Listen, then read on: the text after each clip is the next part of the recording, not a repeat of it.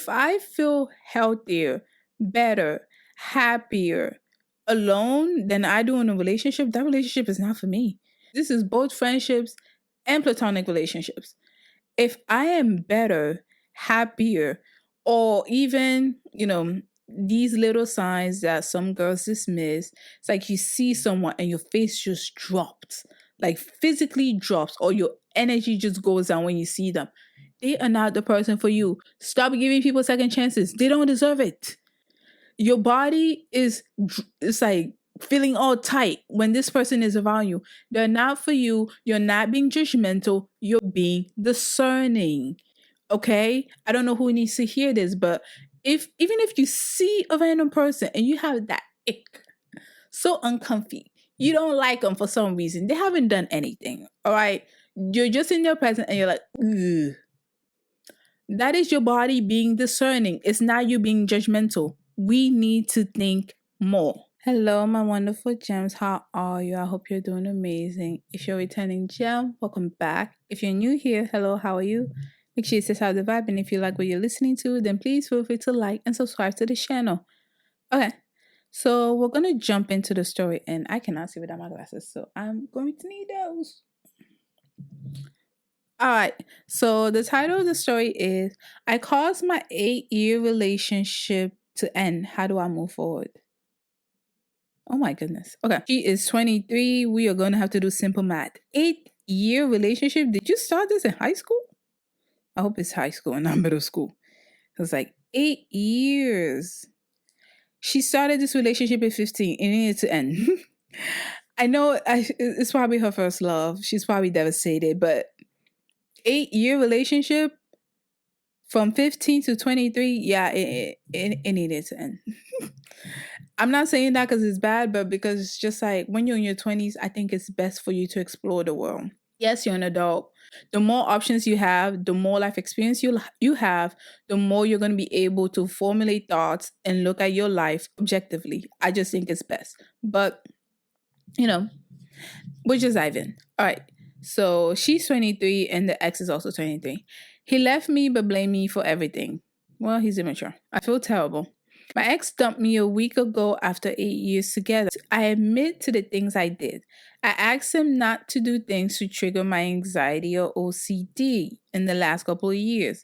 My mental health is at the lowest it's ever been, and I've also had developed trust issues towards the end, which meant rather than using location tracking for safety, which is what we agreed on having it for, I wanted to keep it in place for us to build trust.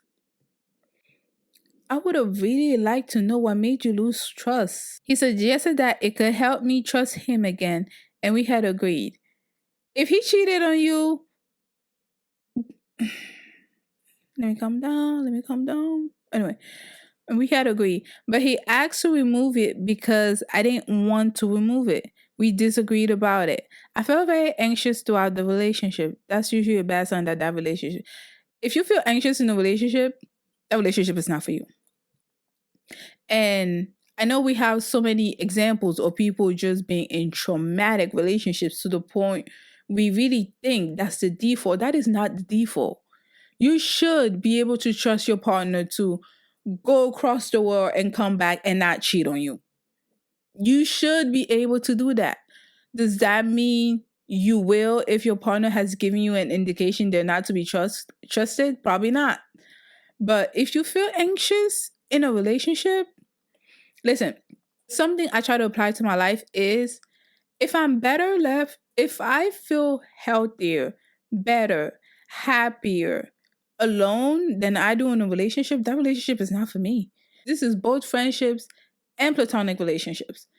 If I am better, happier, or even, these little signs that some girls dismiss, it's like you see someone and your face just drops, like physically drops, or your energy just goes down when you see them.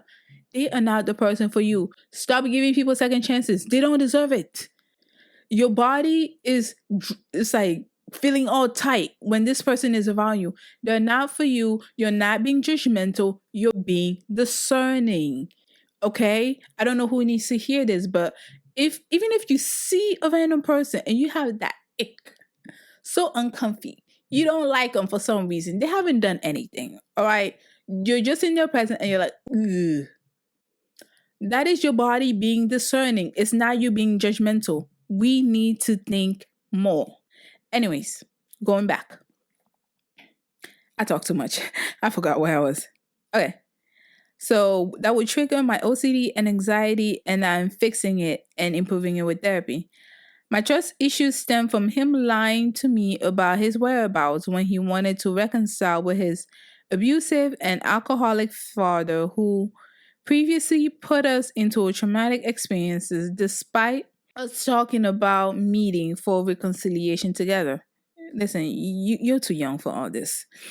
He keeps telling me it was my fault because I was manipulative and controlling.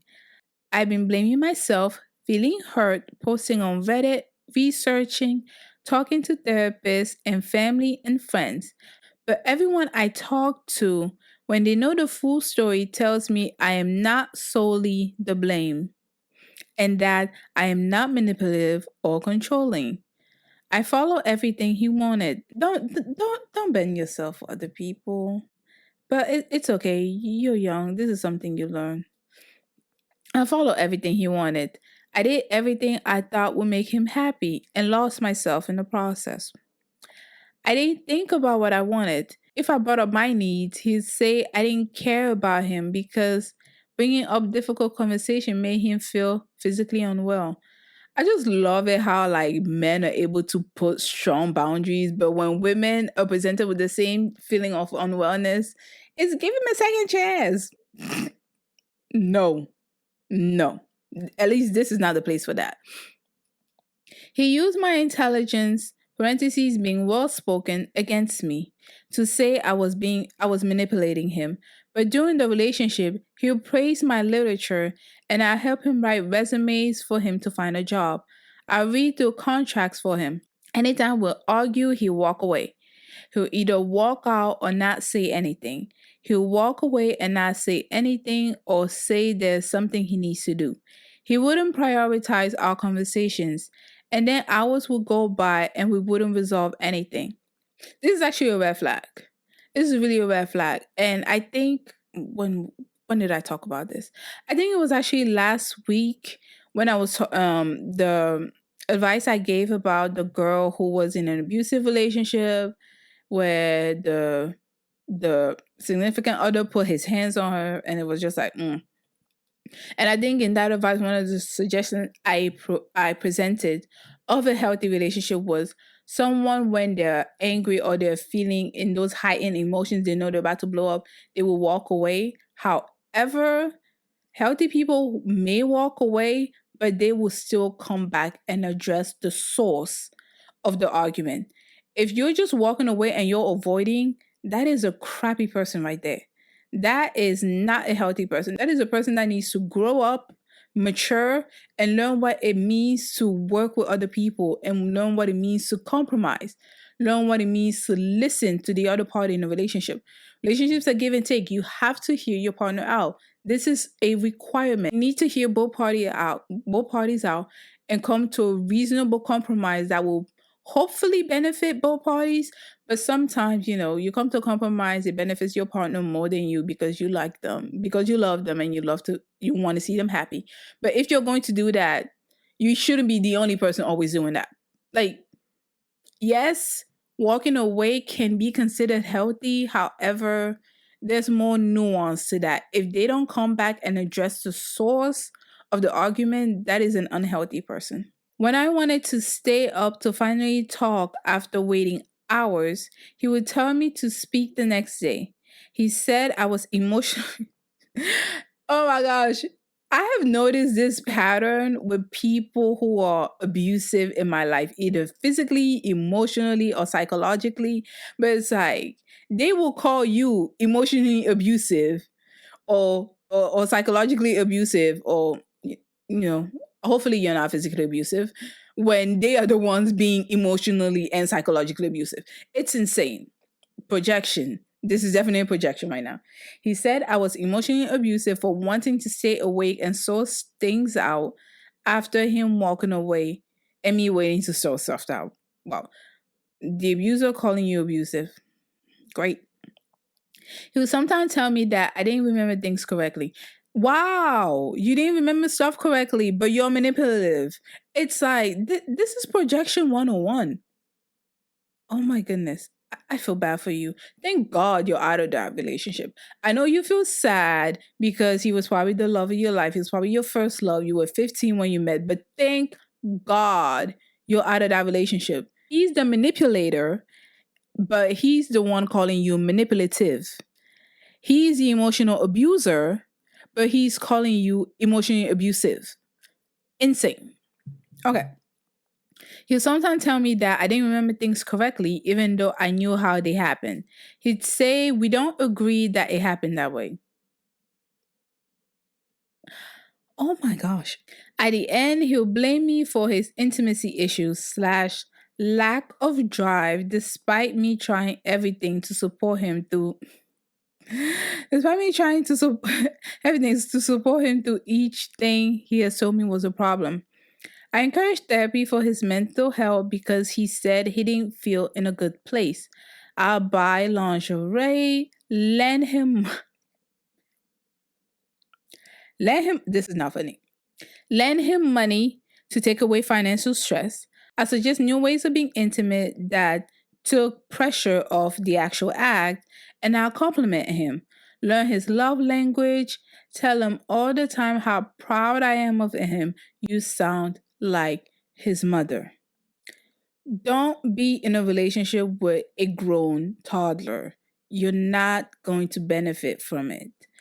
I'm sure you're a nurturing, kind, and loving young woman. However, do not baby your significant other. You're not gonna like it, and they're not gonna like it. No one wants to be the child or the kid in a relationship. Even if they think that's what they need, no one wants to be the child or the kid in a relationship. It's not a good look.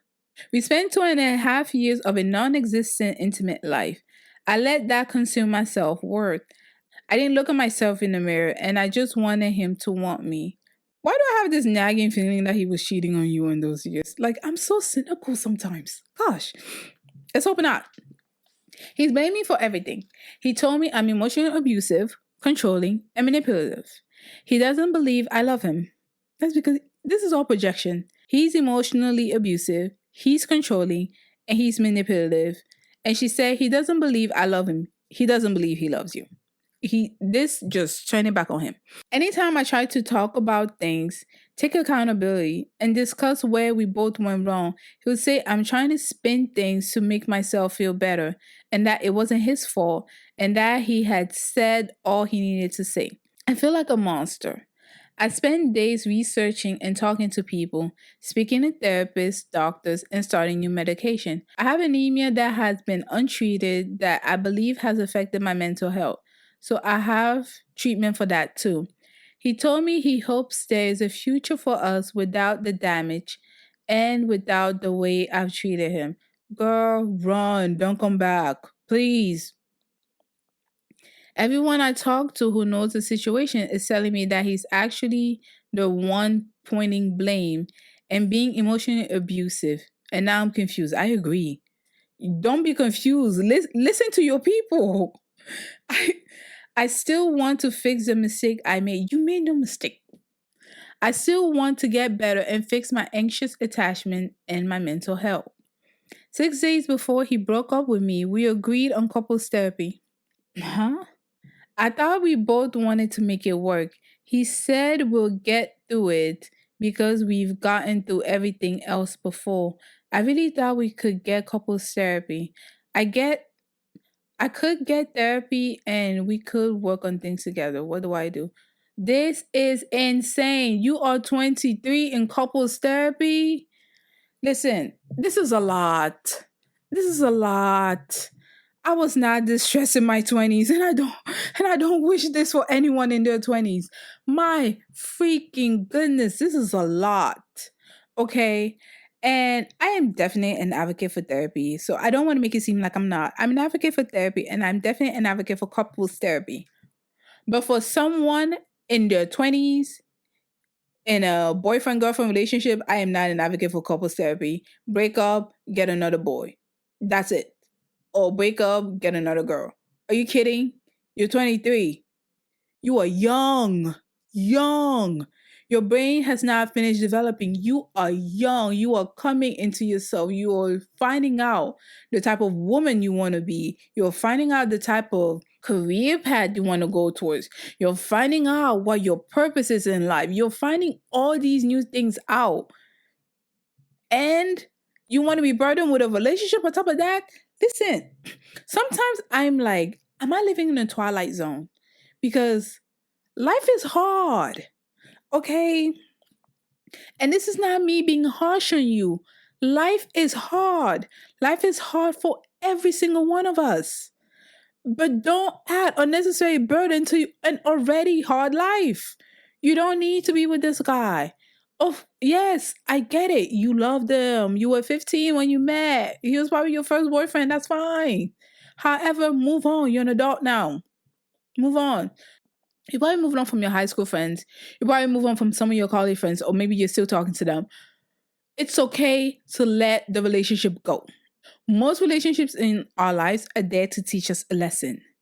And if you're in a relationship with someone who does not want to grow, they do not want to take accountability, they don't want to admit to their faults, they are projecting on you, leave. It's all right. You are worthy. You are worthy of love. You're worthy of compassion. You're worthy of being treated the way you want to be treated. You're worthy of having a partner who is going to listen to your perspective. You're worthy of having a partner who is going to compromise with you on certain situations and who is going to listen to your boundaries and not push your buttons. You are worthy of all of that. Why are you selling yourself short? And you're 23. Like, I don't want to make it seem like it's not a big deal because you only know how to be 23, right? You don't know what it's like to be 25. You don't know what it's like to be 30. And you might be like, well, duh, Paula. But if you were in those ages, you would know, yes, this is hurtful, but you will bounce back. You're good. No, seriously, you're good. If you're in your 20s, just regular 20, or even if you're in your early 30s, you are going to bounce back from whatever you're going through. You are good. But learn from this lesson and move on. That's all right. Everybody in your life is not meant to be permanent. People can just be a phase.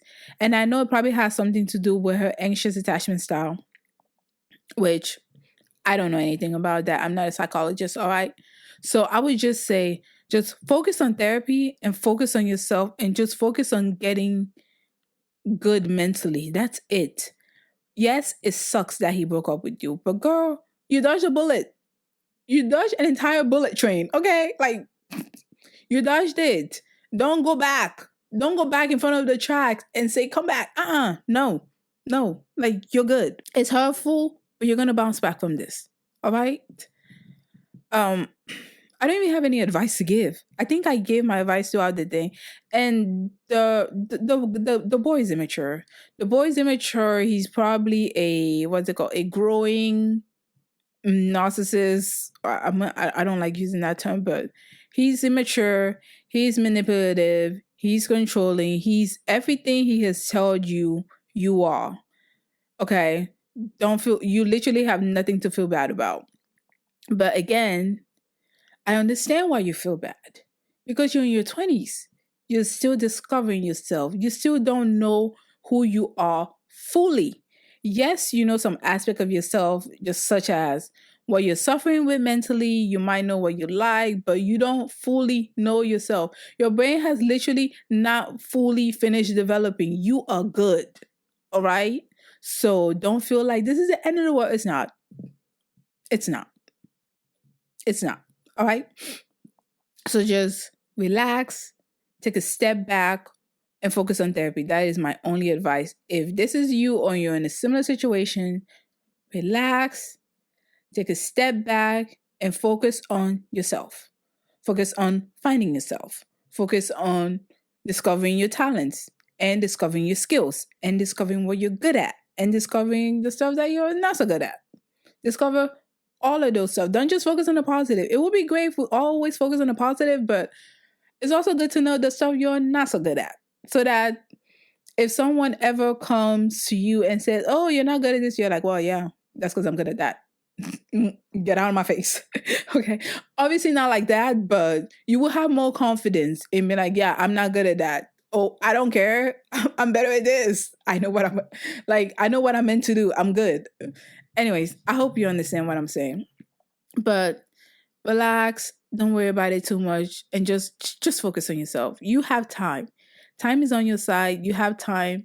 But obviously learn from this relationship, and most importantly, learn the traits of partners you don't want to be partnered up with. Okay. Even though I don't know how the whole relationship went, the fact that he's not even willing to just listen to your perspective, that's a big old red flag. Okay. That is a big old red flag. You should at least have a partner who's willing to listen to your perspective. Even if they don't agree with you, they should be listening. What? Mm-mm. Anyways, so with that, I'm done. Thank you so much for listening to this video. Please let me know what you thought in the comment section below. And as usual, we get our stories on our website, which is kitchentableadvice.com. That's where we get most of our stories as well as business inquiries. Our website also has a plethora of other stuff. We have art that I've labeled weird contemporary art. We have poems that just take a dark turn, as well as blogs that are about anything and everything. So if you want to visit us, then please visit our website. And again, thank you so much for spending your day with me. And I see you next week. Bye.